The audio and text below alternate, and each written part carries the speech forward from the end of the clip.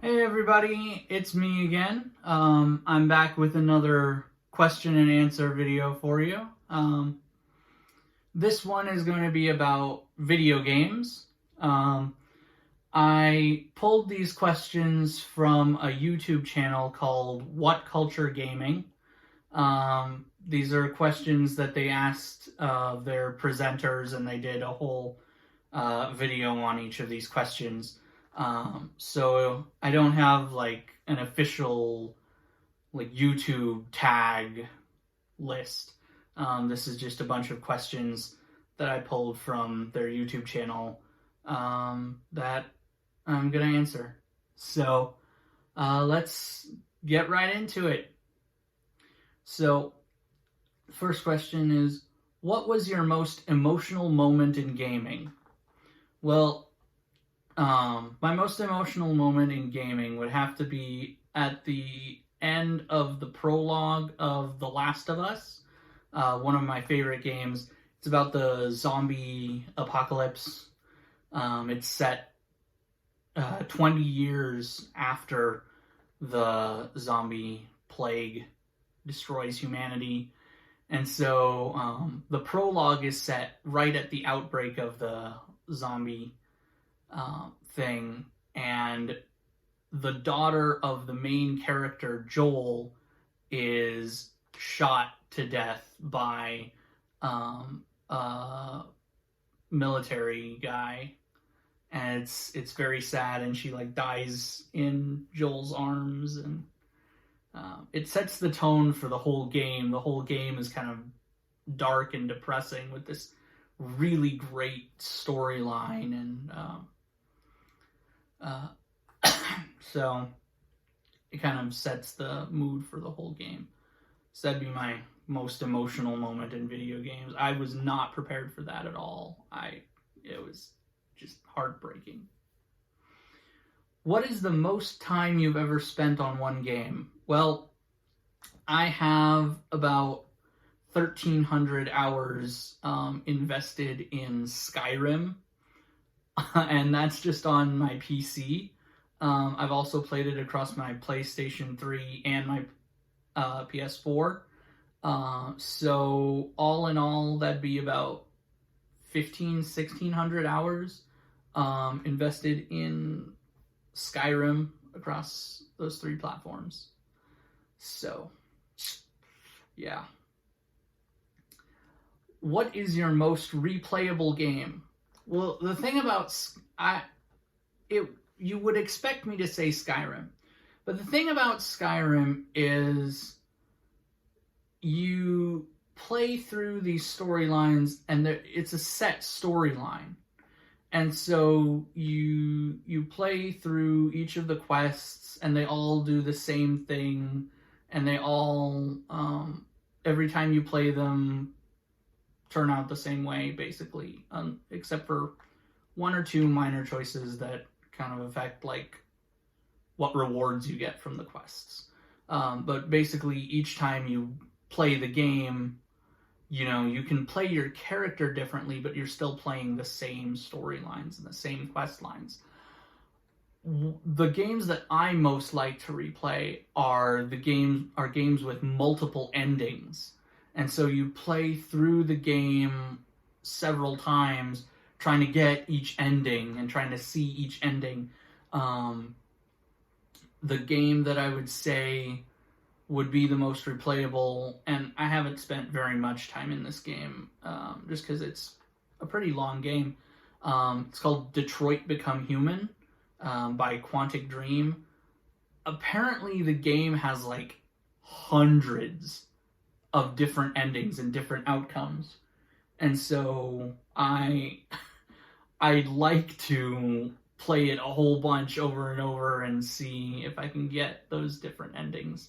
Because, like, depending on what you do in one chapter, it'll affect the options you have in the next chapter. And even depending on what you do with one character, it'll affect the choices you have that you can make with another character. And so I want to play that game over and over and see if I can get the different endings. What is your most hated video game mechanic? Carry limits. Carry weight limits. I don't understand it at all.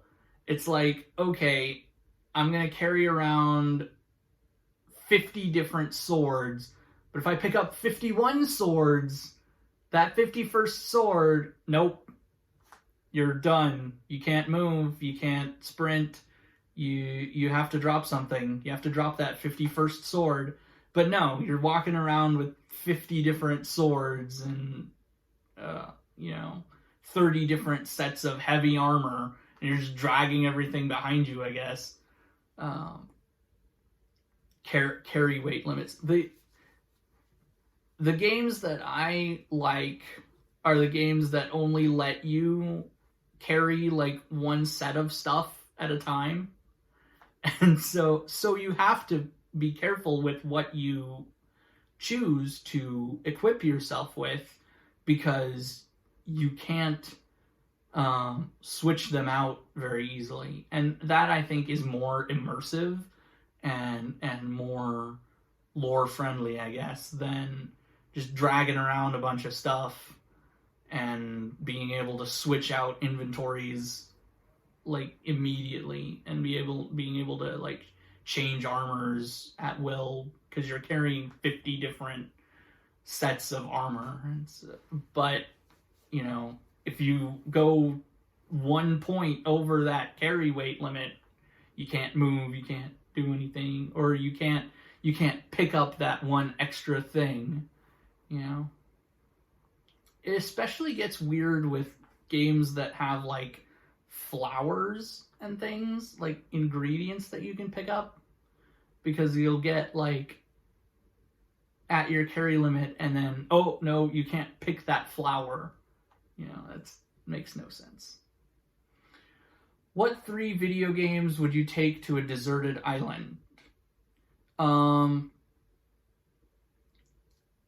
Like I said, games with high replayability value, or games that are like Skyrim, where you can't possibly do everything in the game because it's just so massive. And so I'd say Skyrim, Civilization. I love the Civilization games, so probably Civ 5 or 6.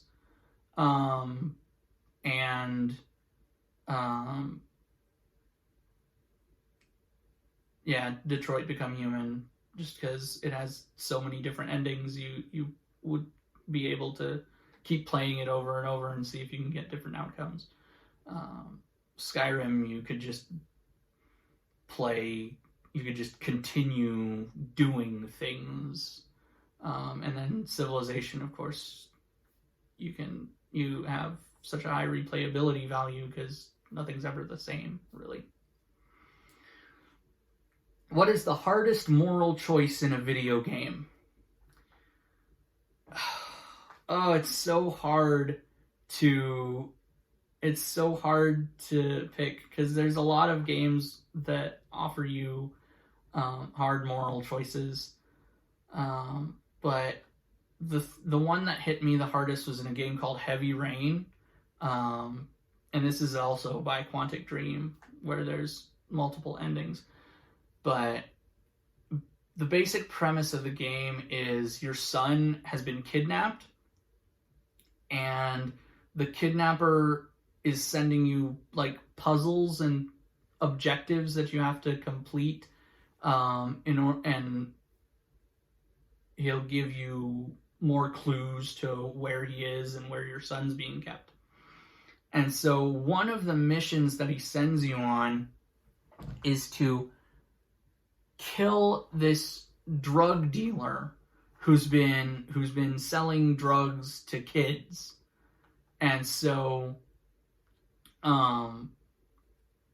you initially go, okay, fine, let's go kill this drug dealer who's selling drugs to kids, because that's horrible, right? Well, you get to the drug dealer's house, and he's there, and he's got a shotgun. And so there's this fight scene where you have to press all these QuickTime events. Finally, at the end of the fight scene, you've got the guy pinned down, and you've got the shotgun trained on him, and he's begging for his life, saying like, you don't understand. I have kids. I'm a single father. I'm only doing this because it's necessary. This is the only way I can support my kids. Look, and he pulls out from his like wallet a picture of his kids, and he's like, you see, and he's like, I can tell that you're a father too, and you can't do this to my kids and things. And so you have the choice of, you can either shoot him and get another piece to the puzzle of where your son is, or you can spare him because he's begging for his life, and you don't want to ruin his kids' lives, but at the same time then you won't get another clue to where your son is, and you don't know if maybe that's going to tick the guy off and he's going to go ahead and kill your son anyway. And so you're faced with this moral choice of do you kill this guy or not? And that was one of the hardest things that I've ever encountered in a video game. I played it a couple different ways, just to see how it would go. I think the first time I did it, I killed the guy. And then the second time I spared him, and tried to figure out the clue myself, which isn't easy because you don't have the answer. So that was the most difficult choice. Which video game do you love that nobody talks about? It's a game called Child of Light. It's relatively short, but it's so beautiful, and the soundtrack is just amazing. The soundtrack to Child of Light is one of my favorite soundtracks of video games ever, and it's just a beautiful game all around, and it's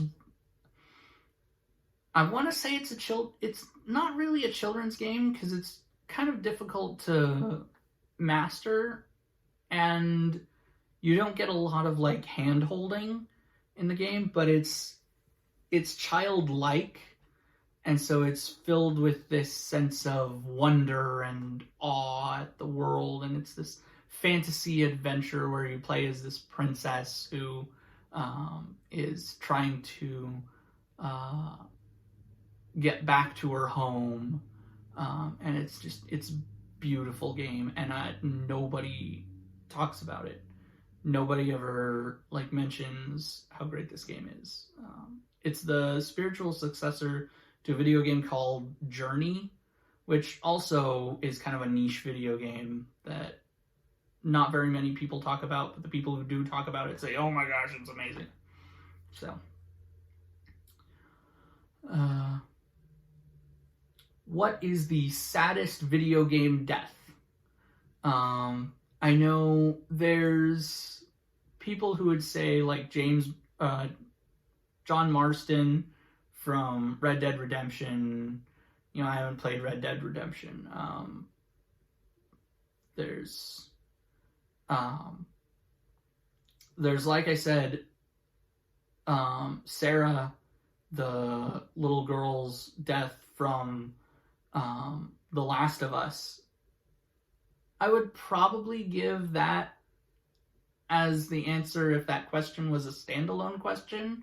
But since I've already mentioned that, I'm going to talk about another video game death that hit me really hard. At the end of the 4th episode of Telltale's Game of Thrones game, there's 5 episodes, and so the end of the 4th episode, you have to decide which character is going to stay behind in the castle and fend off the army that's attacking the castle, basically, while the other main character leaves. Well, the other main character flees. And so you have to choose which character you're going to sacrifice and which character you're then going to play as in the next episode, in the final episode. And once you select which character is going to leave and which character is going to stay, the game has you play as the character that stays. And it goes through the whole, because the whole game is like QuickTime events and things, and it will go through the whole QuickTime event, and if you press all the buttons right, he'll survive longer, and it makes you think that you're winning, but then at the end, he dies. He gets like shot by a bunch of crossbow bolts. And it's so sad because you're playing this character that you know is going to die, and you get to watch as he goes down swinging, and that's always one of the things that makes me cry. That's always one of the tropes that makes me cry, is when characters have like this heroic sacrifice and they're like going out swinging and they're gonna go down fighting, and I'm gonna take as many of you with me as I can. And so that's probably the second saddest death, but since I already talked about the saddest death in the most emotional moment question, I'm gonna go with that one. Which video game do you regret buying? Star Wars Battlefront 2015. Just, I was one of the idiots who pre-ordered the game, and so I paid $60 for Battlefront, and it was bad. It was just like, it wasn't bad gameplay. It had nothing. There was no content for it. There was 2 game mode for the single player.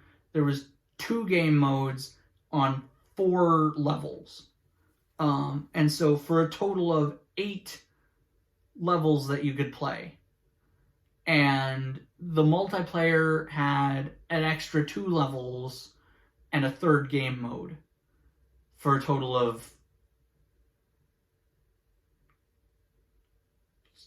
20. I don't know. Anyway, it was awful because there was no content. And so you paid $60. You paid a full price for what was basically, it felt like a tech demo for a game that was coming out next year. You know, the holiday season of next year, you know. And so it was full price for a tech demo, and it was ridiculous. I was so mad at that game. And then later I returned it, and later, after the price dropped a bit, I bought it for another for $20. They had added a little more content, and it still wasn't worth $20. Finally, last year, I bought it again for $6, and I thought, okay, that's a good price for this game, $6. And finally, I was satisfied with purchasing Battlefront because it was $6. So that's the video game that I regret purchasing the most. What video game hill would you die on? video games should be respected as any other form of theater or storytelling. We're way past the days of Pac-Man and Tetris and games that have no real story. There's games out there that frankly have better story than a lot of movies or books that I found. One of them being The Last of Us. The Last of Us has this beautiful story, amazing story, but people overlook it because, oh, it's a video game. And people don't see video games as literature, as storytelling, as theater. And I would say they have even more of an emotional impact as theater than even movies or theater or even books, because you're doing things. You are the character. I mean, you're not just reading about it. You're not just watching it. You're living it. It's you that's swinging that sword, that's shooting that guy, that's making these decisions, and it's you that's rescuing the damsel in distress. It's you that's slaying the dragon. It's you that's recovering the magical artifact. Video games put you into the story, and they're so underrated as works of art. And I think they're just now starting to come into their own, because there was a trailer for Detroit Become Human, which I mentioned already, but one of my theater teachers at school didn't believe me when I said video games are theater. And so I showed her this trailer, and it's about one of the things you can do in the game. One of the storylines in the game is you rescuing this girl from her abusive father, and you go on this journey with this girl, and the trailer starts out with the father actually killing the little girl, and it rewinds and says things could have been different. You could have made things different. And then it takes you through the main part of the game where you rescue the girl, you go on this adventure with the girl. And so it blew her mind that this is what video games are now. And so that's the hill that I'm willing to die on, is video games are literature, video games are storytelling, video games are theater, and they should be studied and analyzed and taught in schools, and there should be whole classes and sciences dedicated to the study of video games as theater. So, but anyway, that was all of the questions that I had about video games. So I'll see you guys later, and yeah, I'll see you guys later. Bye.